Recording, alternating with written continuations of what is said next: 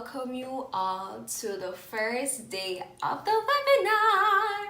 I'm so excited that each and every one of you could have made it. I know it's a hectic time and we're all busy, especially for those of us who have exams coming up. And I just want to tell you guys that I'm really appreciative that you took the time out to join this webinar, and I promise you it will be great.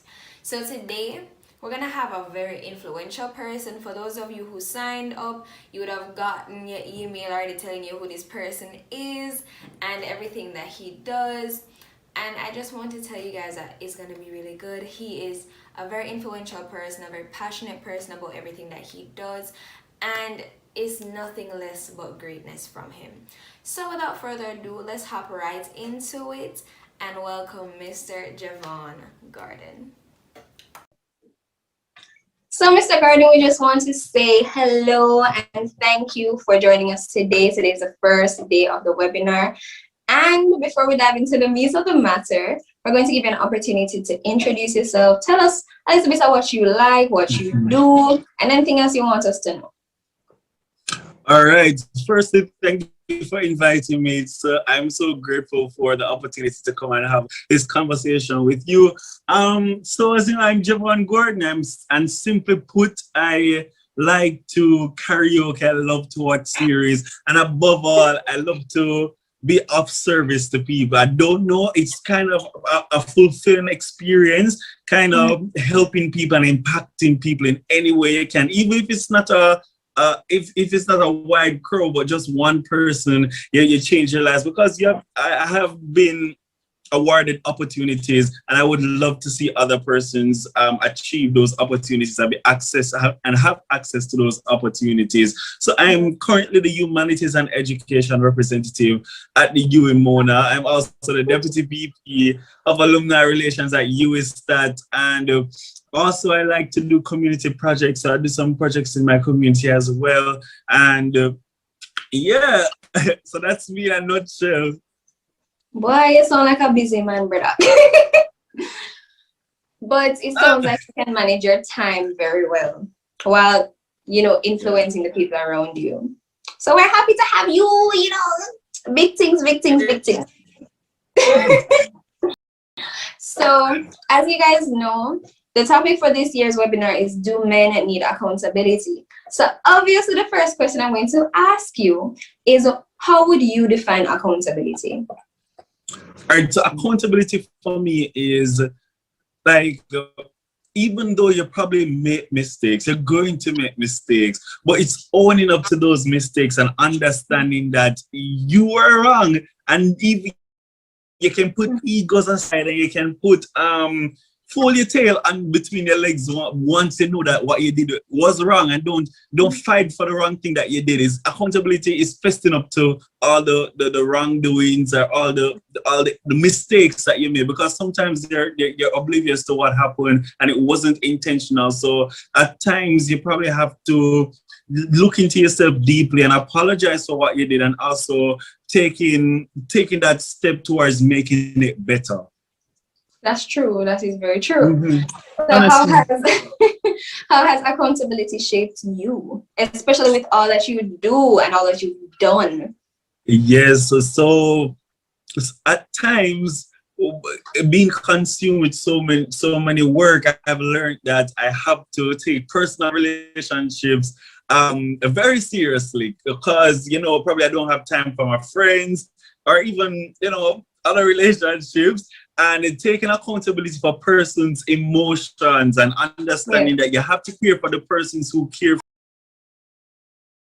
you. Sometimes when you cancel on stuff, or sometimes you don't answer that WhatsApp message, something as simple as that is you taking their care and taking their friendship or their relationship for granted. So over the years, I've understood that being accountable for how I behave towards the persons who care for me is very important, and that is what I continue to. That is why I take my friendships so important, and that is why I love to take the time out to go on different trips with my friends, text in the WhatsApp group. As much as I am busy, you just see me in the group, I send some sticker, because I love that accountability, and my friends keep me accountable as well. So when they see me, Jevaughn, say, long you not do this, long you not do that. You need to do this, and to do that. Take care of your mental health and take some time off. You're not sleeping off and all of those stuff. So accountability has been one of the in that version. I've been accountable that way. And we're going to hop into another question because you mentioned a very good point about them not just telling you what you need to do as it pertains like school, but also rest. I remember talking to somebody recently and be like, how has your sleep been? Because I know you're doing the grind, you're hustling, you're trying to make ends meet, but if you're not sleeping, it's not going to work. Yes. So the next question that I have for you is, how does accountability look for you in friendships, leadership, social media, and self-accountability? All right, that's a one big question, a long question. I think I alluded to it earlier in some parts, but let me be specific now. So in friendships, accountability means that my friends care for me, and I cannot just take their care for granted and be like, okay, I don't need to talk to them for a week because after we do all of these stuff, they're not gonna do the same way. So I'm gonna need for message or whatever because they're going to be there anyway. So I've learned that that's not the way to go. A friendship is just as serious as a relationship, and a relationship. And I don't think persons understand that you need to, as much as you're invested in a relationship, you have to be invested in a friendship as well. So if it's just sending some morning messages, some motivational messages, because they're going through stuff as well. As much as you're busy, they're going through something as well. And that one morning message can change your whole life or change your day and push them towards being better. I love to empower, I love to motivate, and I love to inspire people. And through simple ways, I like doing that, especially for my friends. In leadership now, in leadership, it's always walking on eggshells. Literally, it's such a thankless thing, even though you're so passionate about it and you want to continue. No matter how many times it is going to stab you in your back, you're going to do it anyways because you like to do it. And that's the passion and that's the drive you have and the impetus to continue to make the change that you want to see in the world. That quote. And leadership has taught me that you have to represent the people that you represent the people that voted, represent the people that you want to be a voice for, so, to amplify their voices. And in doing that, you have to portray a character that is representative of these. So your constituents want this type of, like for humanities, for example, your constituents want to be more engaged, they want more activities, and they want to be seen and they want to be heard and no longer stigmatized by the university as a whole. You are the person now, you can't walk around and say humanities and no, just I do this just because and all of those stuff. You have to find it in your heart and be authentic about what you want to achieve and be accountable for that authenticity. Be accountable for your manifesto. Don't just roll out a pretty manifesto just because you want to win. Keep yourself accountable. That's it. Keep yourself accountable by all the dreams and all the goals that you want to do, because that is the mark that you're going to leave. That is the indelible mark you're going to leave on the faculty. And you can't leave a position without doing something that created change. That don't make sense. So it's important for that. So leadership, friendships. What was the other one? Okay, so before I tell you that one, let's take up in at leadership, because what I hear a lot, and I think it kind of what's the word? It kind of delve into the whole self-accountability thing, because you're talking a lot of you holding yourself accountable to what you said you wanted to do and you wanted to do, but also how important is it to have a committee that holds you accountable? Because it's all good when you hold yourself accountable, but sometimes, as you mentioned earlier, you might have said something, you might have done something that may not have been in the best interest of the people you're representing, or in the best interest of the people of your committee, put it that way. So how important is it for your committee, the persons that are on your team, to hold you accountable, and how does that look like? All right. That question is nice though. Remember, I actually wrote down something like that. Let me look for it. Hello, I always the journaling thing, and I think I wrote something exactly about that. And if you want to be a leader, and the persons that you are leading, you have to have an authentic vision. And that authentic vision will resonate through the whole committee. So for me, branding was such an important thing for humanities. Like change the whole image of humanities, keep people engaged, make people know Yes. that Force Azul is here and alive. So that was one of the things every project that we do is say, is this going to benefit our students? Is this going to elevate the image of humanities? Is this going to last afterwards? Is this going to Yes. be in person? This are the resting of the people their mind. I said, this is what humanity is doing. And it's so important to lay that foundation from early. And that is it comes in different form. You probably can do it in a committee WhatsApp message. You probably can do it in a retreat or the first meeting that you have, but you have to continuously remind your committee that this is what we're striving for. Every project, these are the questions you have to ask yourself and all of that. And it's so important to also lead by example. So you want that change, always say, okay, Jevaughn, this is what Jevaughn would I want. This is how Jevaughn want humanities to go. Is this project going to match up to his vision? Is this going to help humanities and education students? Just having the authentic vision and leading by example. And the biggest one of our communicating. You can't just sit there, you can't just sit there and think say people read your mind, and say this Jevaughn want without even Jevaughn telling them, or is this what humanities want without humanities speaking to them? So it's important to communicate your vision and your goals. Don't be a leader that just even though you want to give people their autonomy and creative vision, you can't just lead them by the wayside and just let it go, willy-nilly. But it's important to help and aid them and steer them in the right direction. Even though my committee, they've been absolutely great. I love them so much. They understand what we need to do. I think they understood that this is what humanities need, and this is the road that we need to take for future generations, so they can understand that this is the clear way for us to be a force to reckon with within the faculty. So I think that's my answer to the question. That's really incredible, because first of all, if there's any humanities person on here, or anybody go see you guys, I'm not a part of humanities. However, I have seen the efforts. I have participated in some of the programs that they've done, and I'm telling you, it's the first time I've seen humanities push so much and be so engaging with people. And honestly, I'm really proud of them. Whether or not I'm a part of the faculty, I'm happy for them and for the leaders that are doing their good job. Yes, I love them. So there are two things that you mentioned. Hopefully my memory serves me well. But the first one that I want to touch on is the fact that you said need. You said that they realized that this is probably what humanities needed. So the second thing was being like-minded. Now, while this is not about humanities, what stood out for me is the fact that when it comes to accountability, you have to have persons that are like-minded. If they can't see your vision, if they don't understand you, they can't help you be accountable for yourself and help you to reach the vision that you want to go to. Another thing is, being accountable does not mean that you have to be a yes person to the person you're holding accountable.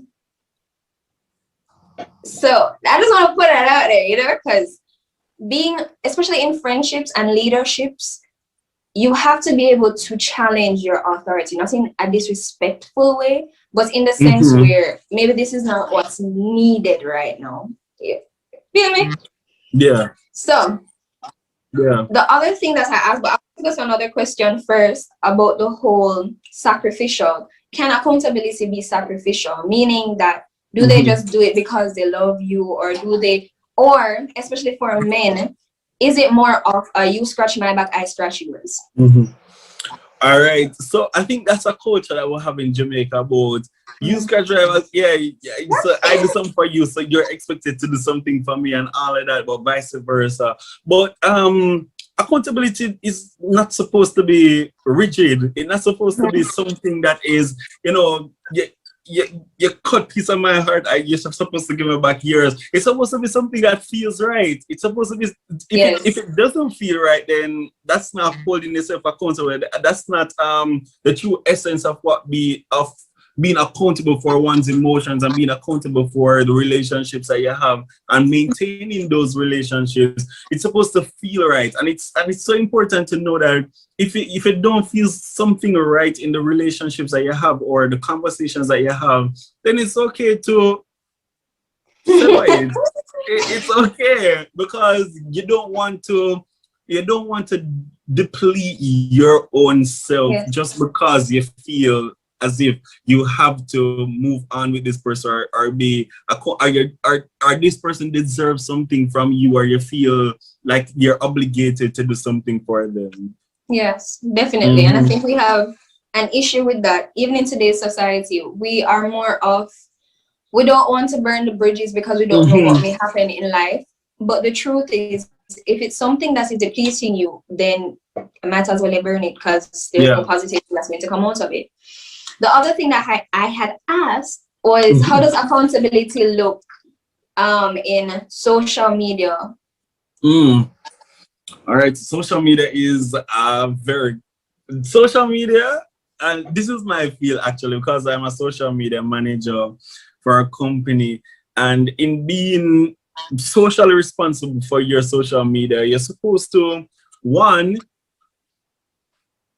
especially for males, actually, especially for males kind of have this certain attitude on social media where they they feel the need that when they derail women or speak on different issues, they have to do it in a jokey way so that they can get views or popularity or retweets and many tweets. Mhm. But I think being accountable on Twitter is not, don't go after people character. Just do what you need to do to use your yeah, especially Twitter. I know people sit down every day and write them tweet about people and go on Twitter go type it, I'm convinced. But social media is supposed to be a space where you reflect your true identity and true you push forward the projects that you're doing, or push forward yourself, or the different things that you like. It's not supposed to be a toxic space in which you speak ill of people, or you talk about issues such as women issues such as rape, domestic violence, and all of those stuff. Every time I see comments like that on social media in a jokey way, they don't take it serious, it hurts me.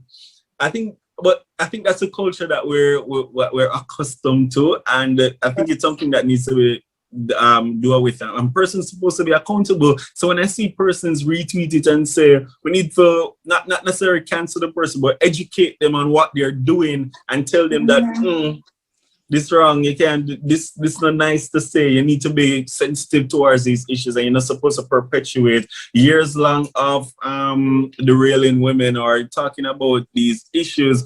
You're supposed to be social responsible with your social media and use your social media to elevate your personal brand, because it's your resume. People look at your social media. It's not a everybody know. Every big corporate company will look on your social media to see if you represent their brand well, or you're the type of candidate that is available, that is good for their job, or something. So it's important to be socially responsible on your social media.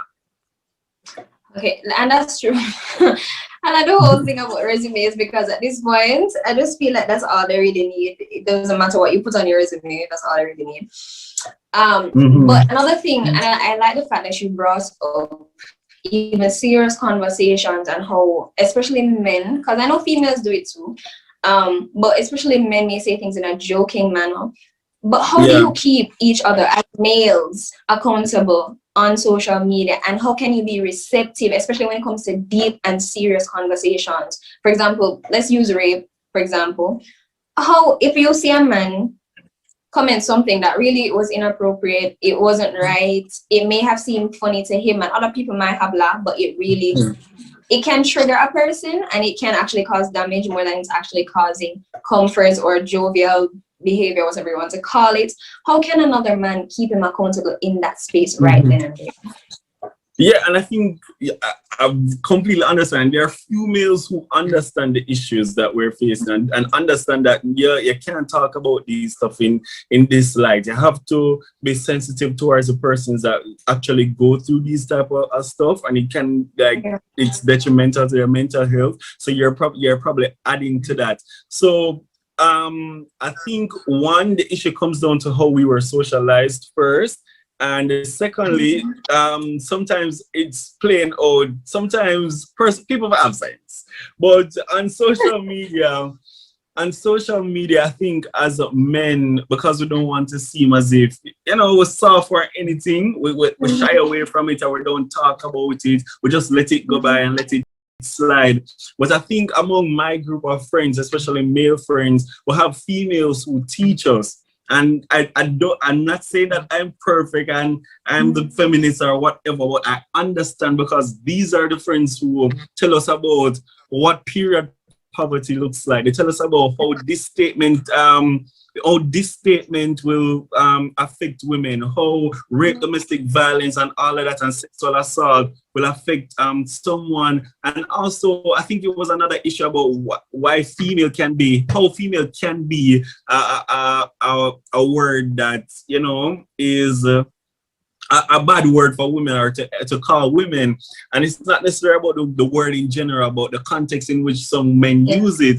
So I think not many males have this type of conversation with their female friends. And I think as myself, I can pass that on to people, as well as females within their friend groups can also probably even though it probably hurts sometimes, instead of bashing, they can take up the opportunity to educate them on certain things. Because I may say something at times and say, why should I behave so? And then my friend Seven, I don't know if you know Seven, I say, this is why.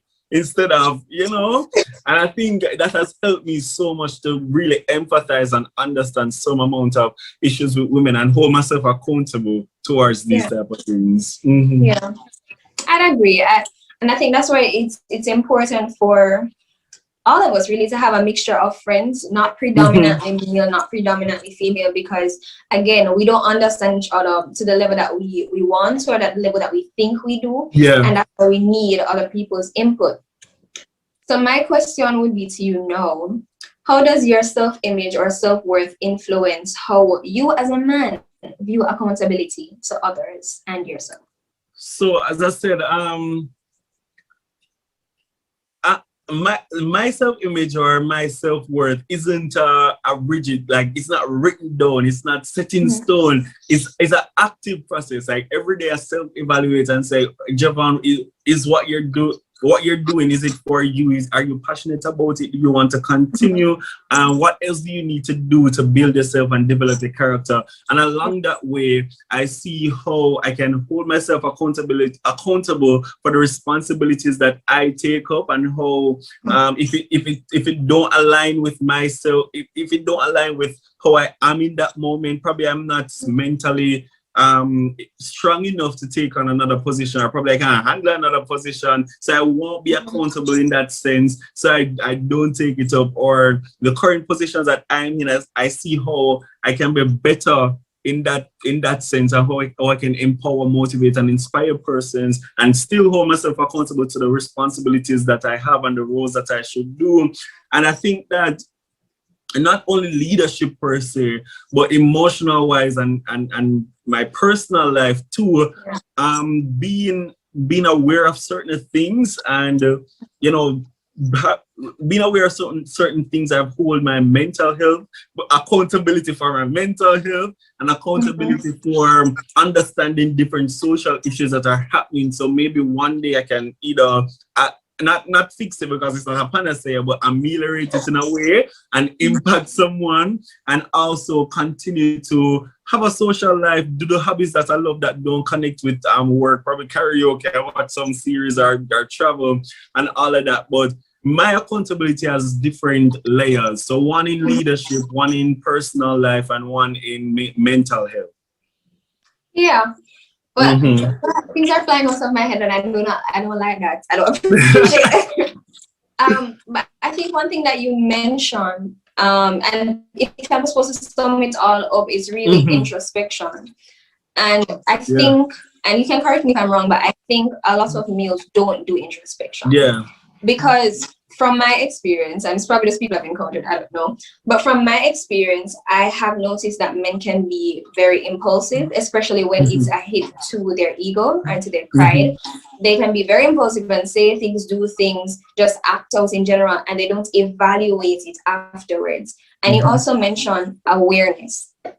And I don't think a lot of men are aware, not just about world issues, but about themselves, about who they're dealing with. I think they just take things, I don't know if I want to call it face value, but I think they just go at it and that's it. Whatever happens there, it done this. So and I really don't appreciate that as a female, where they would say that males just no business. As it pertains to whether it's their friendships, it's their relationship, them just no business. Once them done, them done. And I'm just like, how can you be done with something if it impacted somebody else negatively, you know? Yeah. And that's so true, because as males, I think everything comes down to socialization. I literally say that every time, say how we were socialized, and the different institutions solidifying the socialization. And that's why I love my friend, you know. And that's, I used to say, I used to be like that. So just continue. Don't see work, don't, and just everything building up emotionally, mentally, all of that until there was a breaking point, and then I talked to somebody, and somebody said, "This is what you're doing, so this is what you need to do and continue to do." And that is how the journaling comes in. That is how the scheduling comes in. That is how the taking breaks come in, and all of those stuff, so that I can be more aware of the different actions that I do. And I think this is the type of conversation that we need to educate more males, that they need to do it in order to not take things at face value that they normally do. And that's good. That is great. Yeah. You know? So even hopping on that point of journaling, what are 3 ways in which you would give to another male to say, this is how you can start your self-accountability? A diary journal, no matter what it is, but you need something to as an outlet. And it don't have to be a book. It can be a phone, notes, your laptop, or anything, just to write down your thoughts, because you have a lot of things thinking about. Don't get me wrong, you probably suppress it, but you have a lot of things thinking about. You have a lot of things going on, a lot to think about, a lot of expectations that you need to live up to, not only within your family but society overall. You probably you don't know how to live up to those expectations, so you're lost, many ambitions and all of that. So you have a lot of things in your mind. And not only that, but your hobby. You need a hobby. It's not just about striving for wealth and all of that. Not only wealth with money, but wealth in mental wellness, right? And you probably need an outlet. And hobbies don't have to be the ones on School Challenge quiz, reading, dancing, watching, and surfing the internet. But your hobbies can be, you probably like taking cars apart. You're probably like doing courses on LinkedIn, watching YouTube, researching some stuff, reading articles that don't necessarily have to do with academia and all of those stuff. You probably like to clean, do your chores, listen music, dance. It comes in many ways, but just find that outlet of expression and release from all that you have to do. And that includes what I just said, and journaling. And I recommend journaling to everybody. You do art, scrapbooking, get something and write themselves, decorate, no matter, not because, but just do those stuff that they can. Because sometimes I always say this line: the scars that we don't see are the ones that hurt us the most. And if we don't tend to those scars, they're just going to stay there and fester until they reach your breaking point, and you drop a ground and dead. Boof. All right. So we're talking about 3 ways in which you could start yourself accountability, and I love those. I try, and I'm still, trying to do journaling myself because I Damn. realize how important it actually is. And sometimes when you write, you don't know what you're thinking now till you reread it. Mhm. So another thing, do you think the lack of accountability stems from a lack of trust? I know we talked about pride and how much that does affect men, but what about trust? People feel as if they can't trust nobody, so they don't talk to nobody. Yeah, that's I love Jamaican culture, That's the next step. That's the next culture in Jamaica that not trust nobody, me not trust firm, me not Yeah. trust people, all of that. And I think that is why it's so hard for persons, especially men, to be vulnerable and open up. And I think that's a problem of mine too. I'm so Yeah. afraid to be vulnerable to persons. I'm so afraid to open up to people because of that voice in the back of your head that they're going to hurt you. They're going Yeah. to do some. They're going to use this vulnerableness towards you and use it against you. But I think even though it's still a problem of mine, the few persons I've opened up to are vulnerable with has helped me so Mhm. much with the problems that I tell them about. Helped me so much with all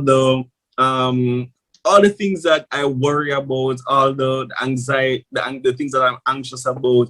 And I think it's so important to probably not everybody ever walk around and tell your business, but just find that one person, probably a friend or a neighbor or somebody that's close to you that you think that will help you in the situations that you have, and just open up to them. And I think it would be so much better to have an outlet for the problems that you're internalizing, because if you hold them inside, it's going to overflow and probably do much more harm than good. Yeah.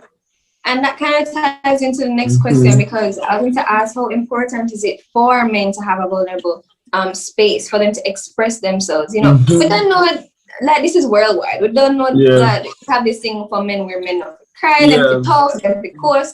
And sometimes we can even see it in the pictures that they take and in the statements that they make.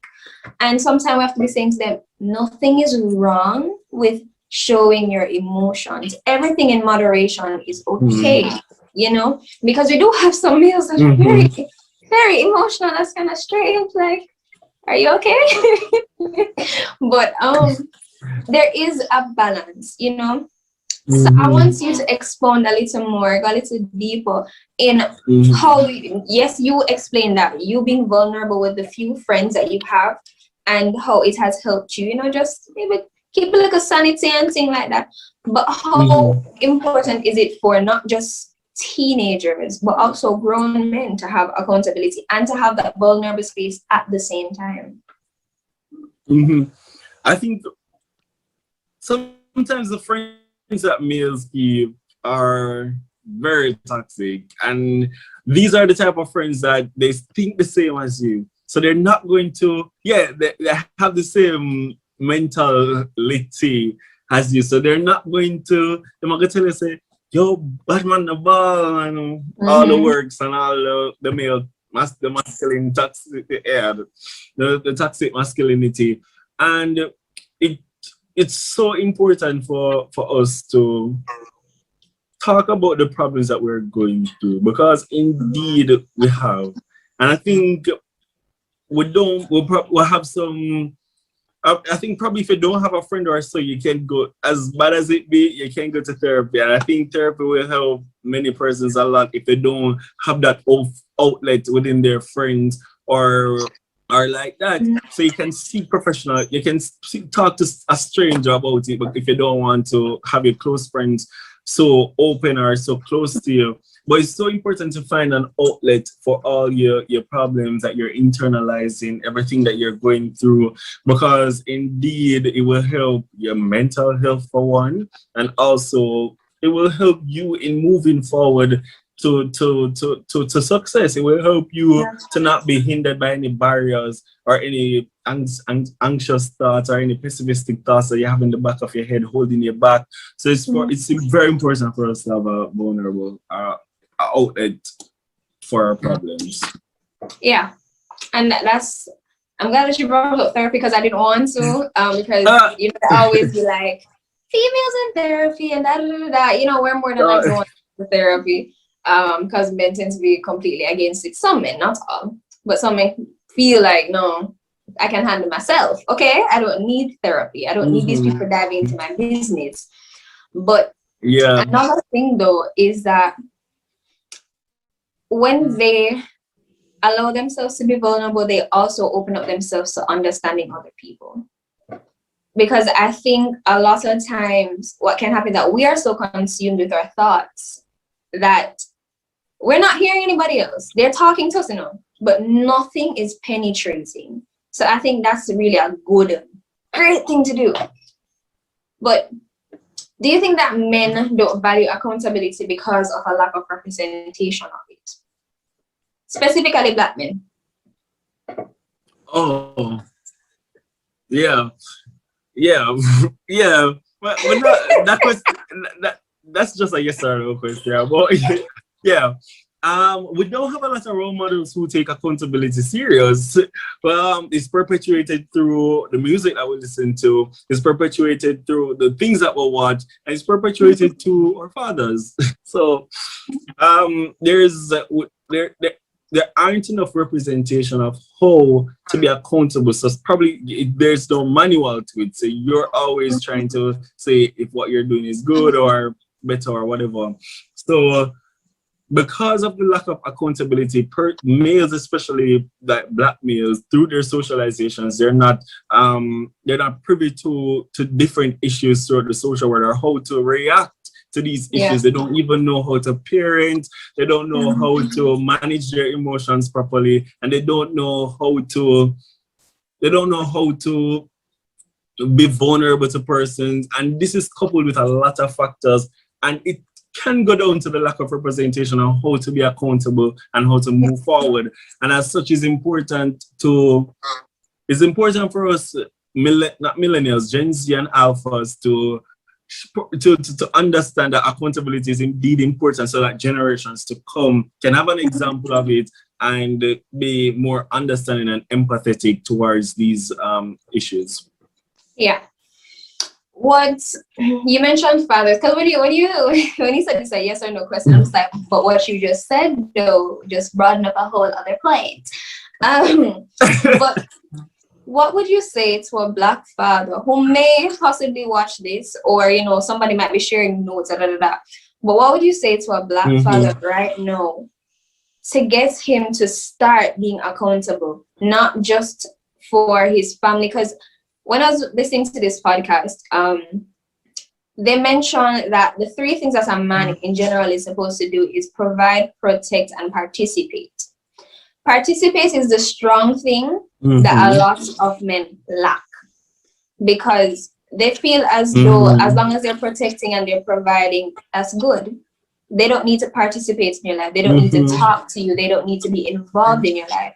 So what would you say to a Black father watching this right now? How can he start to be accountable if he had a son specifically? How can he be accountable to his son? Wow. And it doesn't even have to do with money. I think it doesn't even have to do with money or being the breadwinner and all of that, but it's just being present, you know? And probably present is not just like physically there, but just tell him once in a while that one, you're proud, the activities that together, and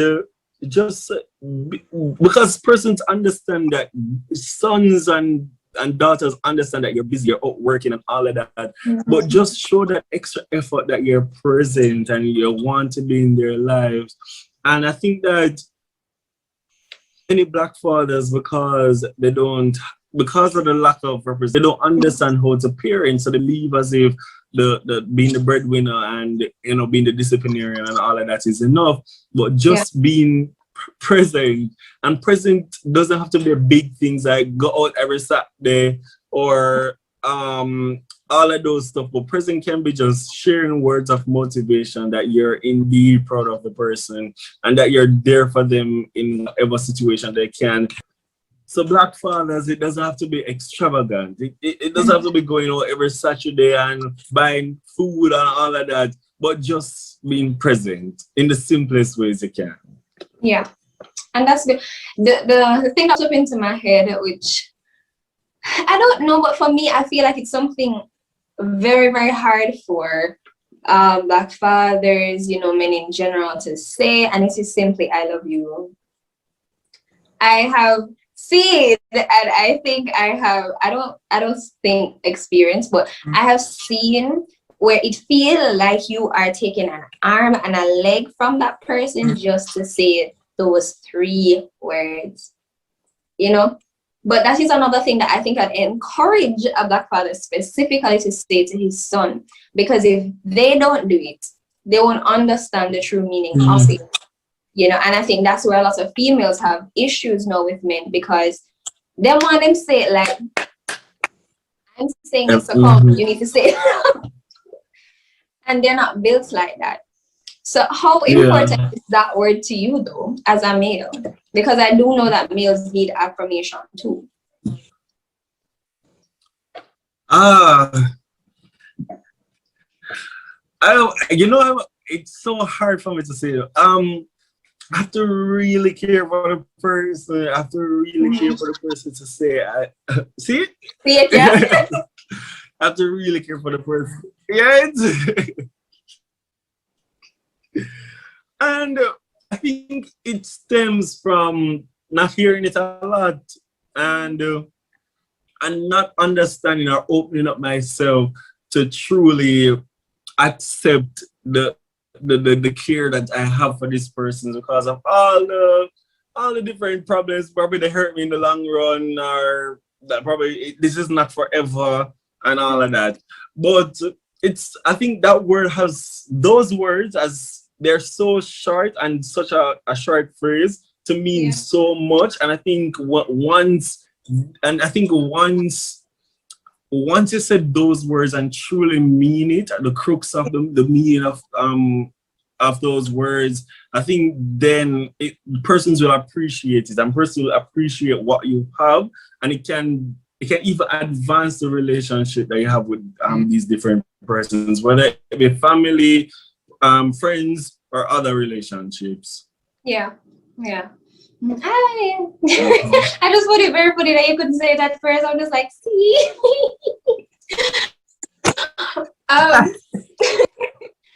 But something popped into my head when I was discussing with my friend, and basically she summed it up. What do you think about the blame game? In the sense where males will always blame the other person, especially like if it's a relationship or something.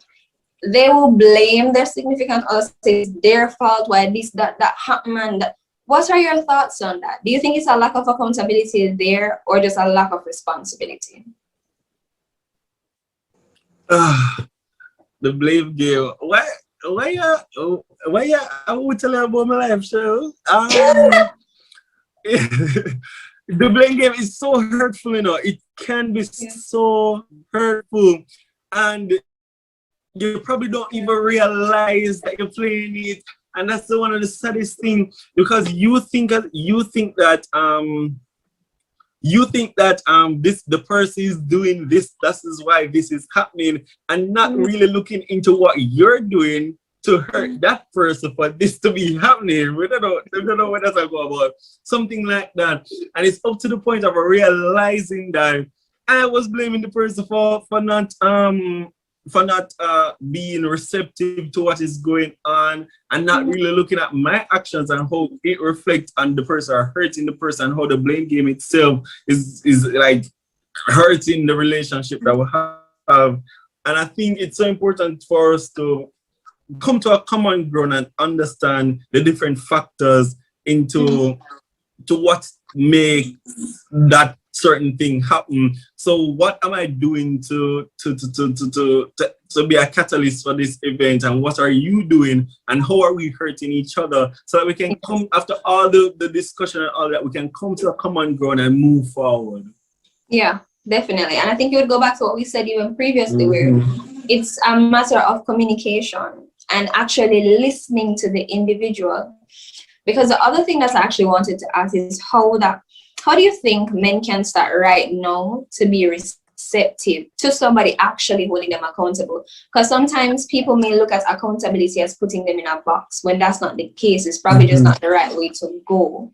So how can a man right now be more receptive to accountability? Listen, and not just that, but listening, not just to yeah, and listening doesn't mean just hearing, but look for information. I think education is so important. Look into these type of issues. Look how you can better yourself, and listen to the persons who are around you who are going through this, especially your female friends or the persons around you, so that you can understand that some of the things that you're doing are really perpetuating one toxic masculinity, and you're not holding yourself accountable for the actions that you go, and it probably goes unnoticed because of the company that you keep or what you're socialized to. So you think this is the right behavior, but definitely listening and seeking after information and just self-internalizing and trying to assess situations will definitely help you to hold yourself accountable in many different factors in your life, whether it be leadership, whether it be relationships, whether it be relationships with yourself, your spiritual relationships, and everything. Everything. Everything. Oh my gosh. And I love that. I love that. I love that because I think we've always had a problem with men actually listening. Them hear, them hear and anything so we nag them. But when they actually listen, it's something different. Something just flows in my mind again, and that's fine. It's just not working with me, saying I don't want to find. Okay. So I think this is the last question. I think this is the last question. No. Right. I think you kind of touched on this, to be very honest. But it was basically asking from your comments. I know that's not even anybody you take counsel from. I know that for a fact, based on just what you've said. So how detrimental is it actually to take the wrong counsel from somebody who's not living the life? They're giving you good advice, but they're not living the life. You always hear say the best coaches can run. So but it's important to know if the criticism, not criticism, but the information that you're being given is destructive or whether it is constructive. So if the person is you're trying to change and this person is giving you advice to continue in the wrong way that you're doing, then that is not good advice. But if the person, whether it be that they're not living the life or whatever, they're privy to information, or they seek up information and listen to other people, and they're telling like, yo, I heard this point of view from my female friend, and this is what she said. So probably you need to fix that and fix this and all of that. But it's not only about the person, because you can listen to this, you can listen to me telling you this, you can listen to how much podcasts and how much TED Talks and all of that, but you yourself have a personal responsibility, personal accountability to go after these stuff yourself and go after this information yourself and try to fix it. Fix it, because, and it's not going to be a one-time fix. It's an active process of you continuously trying to better yourself and keeping yourself accountable. Yes, definitely. And I like the fact that you pick if it is destructive or constructive, because the truth is, and everybody will like your information from, however, if they have the right information, we can still accept it. So, oh wow, this one is going to be a question that I know people don't like the word. Like, some people get very aggravated by the word. I think it's a very beautiful word. But how do you think submission can be, or lies? How do you think submission can play into accountability? Repeat. How do you think submission can play into accountability? How For many males, submission means being vulnerable or not being dominant within the situation.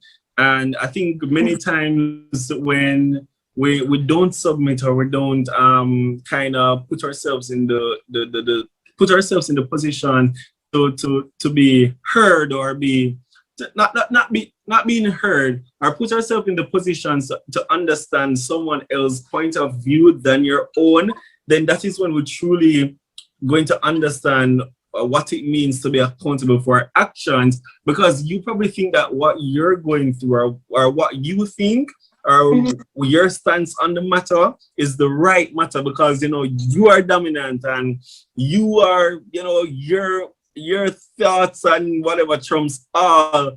But it's so important for us to come to the forefront with a place of being understanding and empathetic, not necessarily dominant, but just understand what the person is coming through submission and saying, I understand and I'm wrong. Then we can move forward. And just to kind of hop on that, I'm gonna take it. No, I was gonna say I'm gonna take it as a biblical, but it's not really biblical. I mean, it's biblical, but whatever. But I do think it's very important when a man is submitted to a higher being. I'm a Christian, so obviously I'm going to say submitted to God, so that a woman can follow suit. Because if you are not a person that is proving that you can be submitted to, she's not going to follow you. Submission is not the worst thing. It is not an awful thing if you have something a woman can be submitted to. If you're not have no vision, if you're not working for something and working towards something, then a woman is not going to follow, especially if she's very ambitious, she's not going to follow suit. So I just want to put that out there for all the males that's probably going to watch this. I'm just saying. So the last question I have for you really is, well, last two questions. What message would you leave with the men that are watching this? It doesn't have to be based on accountability, though that is a theme, but it doesn't have to be based on accountability. It can be just something that you want to say from your heart or as a man relating to another man. But what is the message you leave with them? So, as simply put, listen, learn, live. And in terms of listening, listen to people around you, listen to the friends that want it to be better, because many times we overshadow that with our personal views and say, we don't trust them, we do our own thing. Sometimes they're truly for you and they care for you, so it's important for you to listen to their criticisms with whatever you're doing, or listen to because it's scared. They're telling you that you're running yourself in the ground, so you need to fix this so you can better yourself. And listen. And in terms of learning, conversations like these, learn from them. Learn that you need to take care of your mental health. Learn that you need to journal. Do some things that are out of the box, that are far out of what normal persons would do. Their hobbies and all of that. And lastly, live. And that is having a social life. And having a social life doesn't mean you have to go out with your friends and, do party and all of that, but just doing the things that you love. For me, karaoke and series, I said that, but this is the third time I'm saying it. People supposed to know my files, I know. But doing the hobbies that you like and just develop on your character with these three facets. Yeah. Yes. And I said, I did say it was the last two questions, but there's something else that popped up. You mentioned toxic masculinity a couple of times. In a nutshell, I wanted you to just tell us what that is. Toxic masculinity are the behaviors that have been stereotyped by males, and the behaviors have come to a point where it dampens society and even not only hurt other people but hurt yourself. And that is you're not supposed to cry. You're supposed to have a lot of women. You're supposed to don't take school seriously. You're not supposed to. You're supposed to be gunman and all of those stuff. But it's time for us to like break those thoughts because we have moved into our next era, and those are the type of behaviors that will not elevate you in society. As bad as things be, they will elevate you among the people that will think the same way, but they're not going to put you in a better place that you want to go. It's going to probably put you in prison or run you down in the ground. Alrighty. And this for real now is the last question because while this is a platform to discuss do men need Mhm. accountability and to give men an opportunity to share their side of the story or share their thoughts, it's Mhm. also a platform for females to learn about men, to learn how to understand them a little better and to, make their interactions with them easier and actually understand where they're coming from and how they think and how they function versus how Mhm. he functions. So what is something you'd leave with females? What is the one thing you'd leave with females watching this, whether they're married? But it's really comes down to socialization, even though sometimes I need for abstinence, but sometimes I need to check them in terms of yes, you're not supposed to be tweeting these things, and I'm supposed to be saying these things, and I'm supposed to be even talking about these things in these light. But come from a place of being an ally and a place of being respect because of all the patriarchy and all the oppression and all of that. So it's important as women, women supposed to respect themselves in different situations perpetuated by men, and to educate them. Alrighty, so y'all heard it from the man himself. I truly enjoyed this talk. I genuinely enjoyed this talk, and I think it was very wholesome. I think you answered a lot of my questions, and gave people some insight into just how men think in general and how men can actually get better at this whole accountability thing. So again, I just want to say thank you for joining us. And guys, all their social media, his social media will be in the description, don't worry. And if you are following me on my social media, you will see his social media when it started to be promoted and when it was being promoted and so.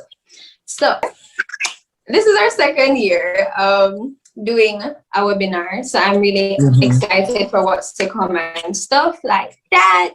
And I will see you guys tomorrow for the second and the last day with our other speaker.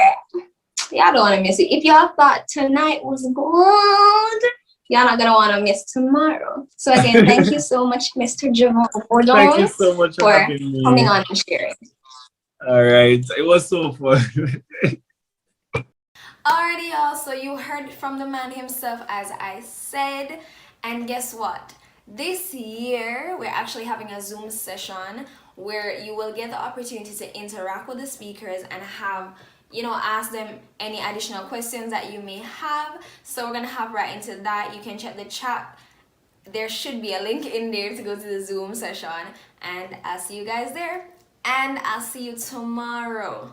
Peace.